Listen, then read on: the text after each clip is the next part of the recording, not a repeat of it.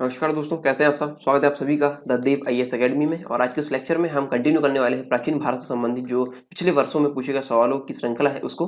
और ये सवाल 1995 से लेकर 2019 तक जो यूपीएससी की प्रारंभिक परीक्षा में है, ठीक है, यूपीएससी की सिविल सेवा में जो प्रारंभिक परीक्षा में पूछे गए सवाल है उससे ये कंपाइल किए गए हैं। और यहाँ पे इन सीरीज को चला के इन लेक्चर को चलाने का उद्देश्य ये है कि आप इन जो पिछले वर्षों के प्रश्न हैं उनको कंप्लीट कर सकें। ठीक है, तो 120 प्रश्न है यहाँ पे और इनको हम बहुत जल्द कंप्लीट करने वाले हैं। 100 प्रश्न ऑलरेडी हो चुके हैं और 20 प्रश्न बचे हुए हैं। इसके बाद ये प्राचीन भारत का पोर्शन यहाँ पे खत्म हो जाएगा। इसके बाद हम चलेंगे मध्यकालीन भारत में। ठीक है, तो मध्यकालीन भारत से संबंधित भी क्वेश्चन यहाँ पे आएंगे, फिर आधुनिक भारत से संबंधित क्वेश्चन भी यहाँ पे आएंगे। ठीक है, तो इस प्रकार ये क्रमबद्ध तरीके से सीरीज चलेगी और सारे विषय यहाँ पे कंप्लीट कराए जाएंगे। तो यहाँ पे सिर्फ 10 प्रश्न लिए जाते हैं एक लेक्चर में और ये बहुत ही शॉर्ट और क्रिस्पी वीडियो रहता है ताकि आप अपना कम समय में काफ़ी अच्छी जानकारी आप ले सकें। ठीक है, तो कम समय में कम क्वेश्चन भी रहते हैं, तो आपका एक प्रकार से जैसा आप एंटरटेनमेंट करते हैं उसके तौर पर आप इसे ले सकते हैं कि हम एंटरटेनमेंट कर रहे हैं और उसमें हमको काफ़ी जानकारी भी मिल रही है, तो ये आपके लिए बोनस हो जाएगा। ठीक है,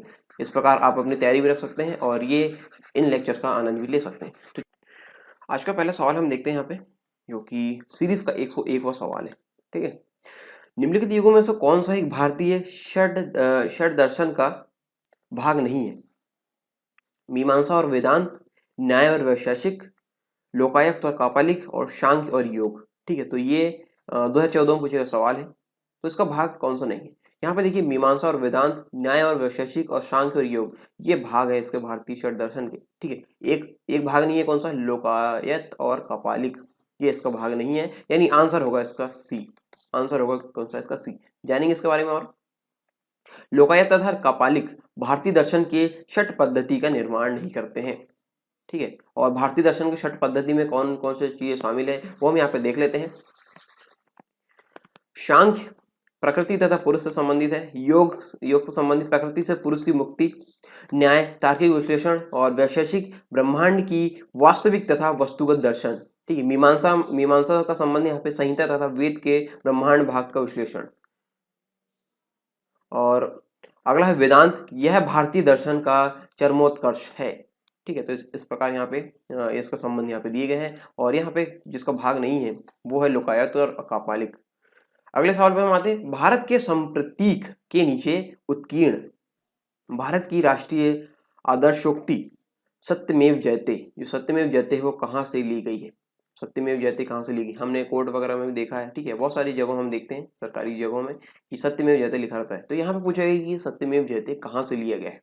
कट उपनिषद, छांदोग्य उपनिषद, ऐतरेय उपनिषद और मुंडक उपनिषद, किस उपनिषद से ये लिया गया है? तो 2014 में पूछे गया सवाल है, इसका आंसर है डी। सत्यमेव जयते शब्द मुंडकोपनिषद से लिया गया है। किससे लिया गया है? मुंडकोपनिषद से, जिसका अर्थ होता है सत्य की ही जीत। सत्य की ही जीत, मुंडकोपनिषद। ठीक है, यह आंसर है डी। आंसर है डी। अगला सवाल यहाँ पे है, निम्नलिखित राज्यों में से किनका संबंध बुद्ध के जीवन से था? अवंती, गांधार, कौशल और मगध। 2014 में पूछे गया सवाल है। दिए गए कूट का प्रयोग कर सही उत्तर का चयन कीजिए। यहाँ पे कूट दिए गए 1, 2 और 3, 2 और 4, केवल 3 और 4 और 1, 3 और 4। यहाँ पे सही बताना है कि कौन सा संबंध जो बुद्ध के जीवन से है, किनका संबंध बुद्ध के जीवन से है। ठीक है, तो यहाँ पे है आंसर इसका सी। सी है मतलब यहाँ पे केवल 3 और 4 है, उसका सही है 3 और 4। ठीक है, कौशल और मगध जानेंगे क्यों, और अवंती और गांधार क्यों नहीं है। ठीक है, तो यहाँ पे बुद्ध का जन्म कौशल राज्य के लुम्बिनी में हुआ, यानी कौशल राज्य के लुम्बिनी में हुआ, तो बुद्ध का संबंध कौशल से है। बुद्ध का परिनिर्वाण कुशीनारा मगध राज्य में हुआ। कुशीनारा मगध राज्य में हुआ, तो यहाँ पे मगध का भी संबंध यहाँ पे है, बौद्ध से संबंध है यहाँ पे मगध का। और अवंती में बुद्ध का पदार्पण कभी नहीं हुआ, बुद्ध का पदार्पण अवंती में कभी नहीं हुआ, तो इसका संबंध नहीं है। और गांधार जो है पाकिस्तान व अफगानिस्तान के पश्चिमी भाग में है, जहां बुद्ध कभी नहीं गए। तो यहाँ पे इसका मतलब ये हुआ कि अवंती और गांधार इससे संबंधित नहीं है। अवंती और गांधार संबंधित नहीं है बुद्ध के जीवन से, और ये कौशल और मगध संबंधित है, और इसका आंसर है सी, यानी केवल 3 और 4। अगला सवाल यहाँ पे, भारत के कला और पुरातात्विक इतिहास के संदर्भ में निम्नलिखित में से किस एक का सबसे पहले निर्माण किया गया था? भुवनेश्वर स्थित लिंगराज मंदिर, धौली स्थित शैलकृत हाथी, महाबलीपुरम स्थित शैलकृत स्मारक, उदयगिरी स्थित वराह मूर्ति। 2015 में पूछा गया सवाल है। तो जानेंगे इसके बारे में। तो इसका आंसर है बी यानी कि धौली स्थित शैलकृत हाथी। ठीक है, धौली स्थित शैलकृत हाथी इसका आंसर है। और जानेंगे क्यों यहाँ पे। भुवनेश्वर स्थित लिंगराज मंदिर का निर्माण 11वीं शताब्दी यानी 1025 से 1040 ईस्वी ययाति प्रथम के द्वारा कराया गया था। और धौली जो उड़ीसा से संबंधित है स्थित धौली स्थित शैलकृत हाथी का निर्माण मौर्य शासक अशोक के काल में 250 ईसा पूर्व के आसपास हुआ था। 250 ईसा पूर्व के आसपास हुआ था। तो यहाँ पे इस प्रश्न का आंसर भी है क्या, बी। ठीक है, धौली स्थित शैलकृत हाथी। और जानते हैं इसके बारे में। महाबलीपुरम स्थित शैलकृत स्मारकों का निर्माण 7वीं और 8वीं शताब्दी में पल्लव शासनकाल में हुआ था। और उदयगिरी विदिशा मध्य प्रदेश में जो स्थित है, विदिशा स्थित बारह प्रतिमा का निर्माण गुप्त काल में चंद्रगुप्त द्वितीय द्वारा कराया गया था। ठीक है, तो यहाँ से ये हमने डिस्क्रिप्शन इसलिए पढ़ रहे हैं क्योंकि इससे संबंधित भी सवाल पूछे जा सकते हैं। ठीक है, इनसे संबंधित अन्य सवाल भी पूछे जा सकते हैं, तो वो बनेंगे यहाँ से। इसलिए डिस्क्रिप्शन में जो चीजें दी जा रही है वो आपको बहुत ही इंपॉर्टेंट हो जाती है आपको पढ़ने के लिए। ठीक है,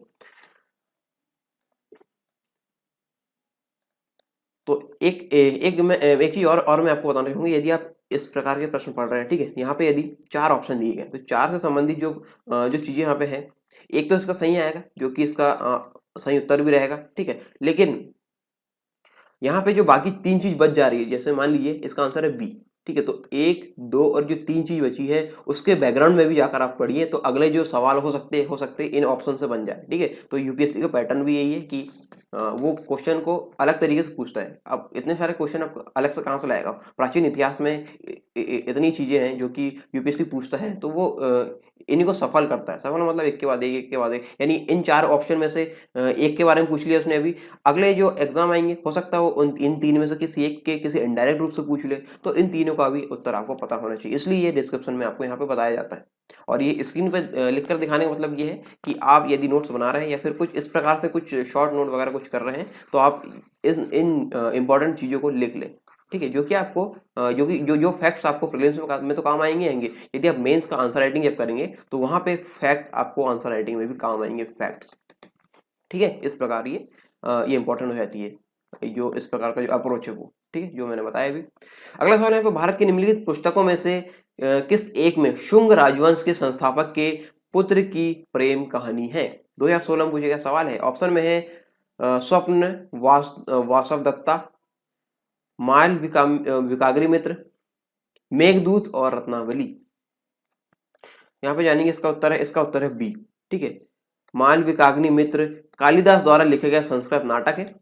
संस्कृत नाटक किसके द्वारा लिखे गया, कालिदास द्वारा लिखे गया। अगला सवाल ये पूछा जा सकता है यहाँ से कि जो मांग विकाग्नि मित्र किसके द्वारा लिखे गया नाटक है और किस भाषा में लिखा गया। यदि इससे संबंधित सवाल आए तो आपको यहाँ पे डिस्क्रिप्शन दे दी है कि कालिदास द्वारा लिखा गया संस्कृत नाटक है। ठीक है, तो इससे भी सवाल आ सकते हैं, तो इसके लिए भी आप अवेयर रहें। यह नाटक शुंग सम्राट अग्निमित्र की प्रेम कहानी बताता है या कहता है।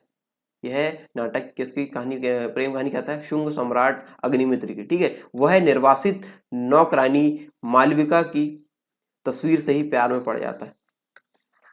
तो इस प्रकार इसका आंसर है बी। ठीक है, तो ये किसकी प्रेम कहानी है, शुंग सम्राट अग्निमित्र की, जो कि किससे संबंधित है, ये शुंग राजवंश के संस्थापक से संबंधित है। ठीक है, इनके पुत्र की प्रेम कहानी यानी इनकी प्रेम कहानी किनकी, यहाँ पे हमने देखा है इनके बारे में, शुंग सम्राट अग्निमित्र। ठीक है, अग्निमित्र। आगे समझ में, आगे बढ़े। अगला सवाल यहाँ पे भारत के इतिहास के संदर्भ में निम्नलिखित युगों पर विचार कीजिए। यहाँ पे युग में दिए गए, क्या ये सही है, ये बताना है। सही उपरयुक्त में से कौन से युग में सुमेलित है, कौन से युग में यहाँ सुमेलित, ये बताना है। पहले हम देख लेते हैं क्या यहाँ पे कथन दिए गए या फिर क्या युग में। यहाँ पे एरीपति का विवरण यहाँ पे लिखा है, भूमि जिससे मिलने वाला राजस्व अलग से ग्राम जलाशय के रखरखाव के लिए निर्धारित कर दिया जाता था। अगला है तनियूर के बारे में विवरण ये दिया है कि एक अकेले ब्रह्मांड अथवा एक ब्रह्मांड समूह को दान किए गए ग्राम, ब्रह्मांड नहीं सॉरी ये ब्राह्मण है। ठीक है, ब्राह्मण अथवा एक ब्राह्मण समूह को दान किए गए ग्राम। घाटी का प्राय मंदिरों के साथ संबद्ध विद्यालय। ये यहाँ पे इनका विवरण दिया गया, हमें बताना है कौन से युग में यहाँ पर सुमेलित है। केवल 1 और 2, केवल 3, केवल 2 और 3, 1, 2 और 3, तीनों। ठीक है, तो यहाँ पे मैं आपको बताना चाहूंगा इसका उत्तर है डी, यानी 1, 2 और 3 यहाँ तीनों ही सही है। ठीक है, तो भूमि का एक विशेष प्रकार इरीपट्टी भूमि का उल्लेख है और इस भूमि से प्राप्त कर यानी टैक्स का उपयोग गांव के तालाब के रखरखाव के लिए किया जाता था और तनियूर चोल काल की एक राजस्व इकाई थी जिसके अंतर्गत ब्रह्मदेव और मंदिर बस्तियां विकसित हुई। घटिका पल्लव कालीन मंदिरों से जुड़ी उच्च शिक्षण संस्थाएं थी। ठीक है, तो इस प्रकार यहाँ पे ये तीनों ही विवरण जो दिए गए, तीनों ही कूट यहाँ पे दिए गए हैं या फिर तीनों युग में यहाँ पे दिए गए हैं, वो तीनों ही सत्य है। ठीक है, इसका आंसर है डी। ठीक है, आगे चलते हैं हम 107वें नंबर सवाल पे। भारत के धार्मिक इतिहास के संदर्भ में निम्नलिखित कथनों पर विचार कीजिए। 2017 में पूछे गया सवाल है, सौत्रांत्रिक और सम्मितीय जैन मत के संप्रदाय थे।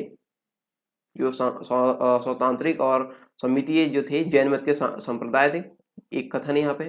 दूसरा कथन है, सर्वास्तिवादियों की मान्यता थी कि दृग्विषय यानी जो फिनोमिना है उसके अवयव पूर्णतः क्षणिक नहीं है अपितु अव्यक्त रूप में सदैव विद्यमान रहते हैं। ये दो कथन यहाँ पे दिए गए, तो हमको बताना है कि ये कौन से कथन यहाँ पे सही है। केवल एक, केवल दो, एक और दो दोनों, ना तो एक ना ही दो, तो इसका आंसर है यहाँ पे बी वाला। ठीक है, बी मतलब केवल दो ही सही है, इसका केवल दो दूसरा कथन यहाँ पे सही है। ठीक है, सौत्रांत्रिक और सम्मितीय बौद्ध धर्म के संप्रदाय हैं, ये दोनों ही किसका संप्रदाय है, बौद्ध धर्म का संप्रदाय है। और सर्वास्तिवादियों का मानना है कि दृश्य जगत के धर्म पूर्णतः क्षणिक है, प्रत्युत सदा अंतर्निहित रूप में विद्यमान रहते हैं। ठीक है, इस प्रकार इसका डिस्क्रिप्शन है।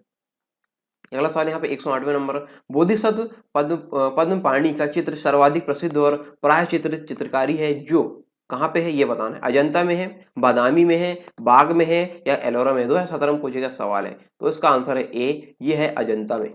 ठीक है, अजंता में। जानेंगे क्यों, इसके डिस्क्रिप्शन के बारे में देखते हैं उसके बारे में। वाचस्पति गैरोला ने विषय की दृष्टि से अजंता की चित्रकला को 3 प्रमुख भागों में बांटा है, जिसकी दूसरी श्रेणी में लोकपाल, बुद्ध, बोधिसत्व, राजा रानियों की आकृतियों या आदि को रखा गया है। अजंता की गुफा संख्या 1 में बोधिसत्व, पद्मपाणि, वज्रपाणि आदि के चित्र उल्लेखित है। बाग के चित्र दैनिक जीवन की घटनाओं पर आधारित है और एलोरा में बोधिवत्स के चित्र नहीं प्राप्त होते हैं। बादामी के गुहा मंदिरों में 3 ब्राह्मण और 1 जैन धर्म से संबंधित है। ठीक है, तो यहाँ पे देखिए जो अन्य ऑप्शन है उसके बारे में हमने यहाँ पे देखे, जो सही आंसर हो तो हमने देखी अजंता में, ये तो इसके बारे में देखे, लेकिन यहाँ पे अन्य चीजें एलोरा और बादामी में क्या क्या चीजें हैं, मतलब है क्या नहीं, ये भी हमने यहाँ पे देखे। ठीक है, एलोरा में बोधिसत्व के चित्र प्राप्त नहीं होते और बादामी के गुहा मंदिरों में से 3 ब्राह्मण और 1 जैन धर्म से संबंधित है। तो इस प्रकार ये किससे संबंधित, ये भी हमने यहाँ पे देखा। ठीक है, जो इनडायरेक्ट अप्रोच मैंने बताया था उसको हम फॉलो करके चल रहे हैं। ठीक है, तो ये आपके आने वाले एग्जाम में बहुत ही फायदेमंद होगा। निम्नलिखित में से कौन सा या कौन से सूर्य मंदिरों के लिए विख्यात है। अरसवल्ली, अमरकंटक, ओंकारेश्वर। केवल एक, केवल दो और तीन, केवल एक और तीन, एक, दो और तीन। यहाँ पे हमको बताना है कि सूर्य मंदिरों के लिए विख्यात है, तो इसका आंसर है केवल एक। ठीक है, यानी आंसर है इसका ए, अरसवल्ली। जानेंगे क्यों। आंध्र प्रदेश राज्य सरकार वेबसाइट के अनुसार श्रीकाकुलम जिले में स्थित अरसवल्ली में सूर्य मंदिर स्थित है, अतः एक सही है। अरसवल्ली में सूर्य मंदिर स्थित है। और मैसूर स्थित श्री ओमकारेश्वर मंदिर भगवान शिव के लिए, ये भगवान है, भगवान नहीं सॉरी, भगवान शिव के लिए प्रसिद्ध है। और अमरकंटक जो कि मध्य प्रदेश में है, यहाँ पे सूर्य मंदिर नहीं है। यहाँ से अमरकंटक में अमरकंटक से नर्मदा नदी निकलती है, ये आपको याद होना चाहिए। ठीक है, मध्य प्रदेश की बहुत ही महत्वपूर्ण नदी है ये। अगला सवाल है, ऋग्वेद कालीन आर्य और सिंधु घाटी के लोगों की संस्कृति के बीच अंतर के संबंध में निम्नलिखित कथनों में से कौन सा या कौन से सही है। 2017 में पूछे गए सवाल है, तो यहाँ पे कुछ कथन दिए गए हैं, हमको बताना है कौन से सही है। ठीक है, तो यहाँ पे ऑप्शन भी यही नीचे दिए गए कोड का सही प्रयोग कर उत्तर चुनिए। ठीक है, तो हमको सही वाले बताना है। तो यहाँ पे एक चीज और आपको यहाँ पे ध्यान रखना है कि ये ऊपर वाला क्वेश्चन क्या कह रहा है और जो कूट दिए गए वो क्या मांग रहा है, ठीक है। ये दोनों चीज पहले पढ़ना है, उसके बाद हमको इसमें एंटर करना है। ये ऑप्शन जो कथन है, सॉरी जो कथन या फिर जो ऑप्शन है उसमें हमको एंटर करना है, ताकि हमारा माइंड क्लियर रहे कि हमको क्या चीजें वहां से निकलना है, गलत निकालना है या सही निकालना है, ठीक है। तो यहाँ पे देखते हैं पहला सवाल, मतलब पहला कथन है ऋग्वेद कालीन आर्य कवच और शीर्ष त्राण यानी हेलमेट का उपयोग करते थे। ऋग्वेद कालीन जो आर्य थे कवच और त्राण यानी हेलमेट का उपयोग करते थे, जबकि सिंधु घाटी सभ्यता के लोगों में इनके उपयोग का कोई साक्ष्य नहीं मिलता। अगला कथन यहाँ पे ऋग्वेद कालीन आर्य को स्वर्ण, चांदी और ताम्र का ज्ञान था, जबकि सिंधु घाटी के लोगों को केवल ताम्र और लोह का ज्ञान था। ये दूसरा कथन है। तीसरा कथन ये है ऋग्वेद कालीन आर्यों ने घोड़े को पालतू बना लिया था, जबकि इस बात का कोई साक्ष्य नहीं है कि सिंधु घाटी के लोग इस पशु को जानते थे। तो यहाँ पे हमको देखना है कि कौन सा यहाँ पे सही है, कौन से कथन यहाँ पे सही है। केवल एक, केवल दो और तीन, केवल एक और तीन, एक दो और तीन, ठीक है। ये तीनों सही है, फिर इस प्रकार से जो कूट दिएगा उससे संबंधित चीजें हैं। तो आंसर इसका सी है, यानी कि केवल एक और तीन, केवल एक और तीन यहाँ पे सही है, यानी कथन पहला और कथन तीसरा सही है। ऑप्शन यहाँ पे सी, ठीक है। जानेंगे क्यों। ऋग्वैदिक काल के लोग जो आर्य लोग थे कवच और शीर्षत्राण का प्रयोग करते थे, वे युद्ध प्रिय थे, किंतु सिंधु घाटी सभ्यता के लोग शांति प्रिय थे तथा उनके द्वारा कवच और शीर्षत्राण के प्रयोग का कोई साक्ष्य प्राप्त नहीं है। सिंधु घाटी के लोगों को स्वर्ण, चांदी, ताम्र और कांस्य का ज्ञान था, जिसके साक्ष्य प्राप्त होते हैं, किंतु उन्हें लोहे का ज्ञान नहीं था।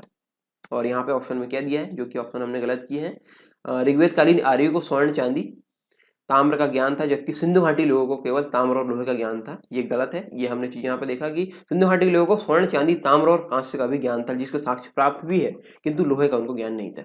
सिंधु घाटी के लोग घोड़े से परिचित थे, किंतु सिंधु स्थल लोथल से घोड़े की लघु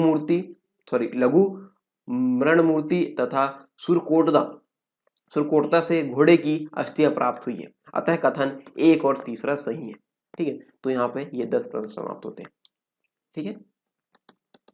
तो मिलते हैं नेक्स्ट लेक्चर में, तब तक के लिए जय हिंद।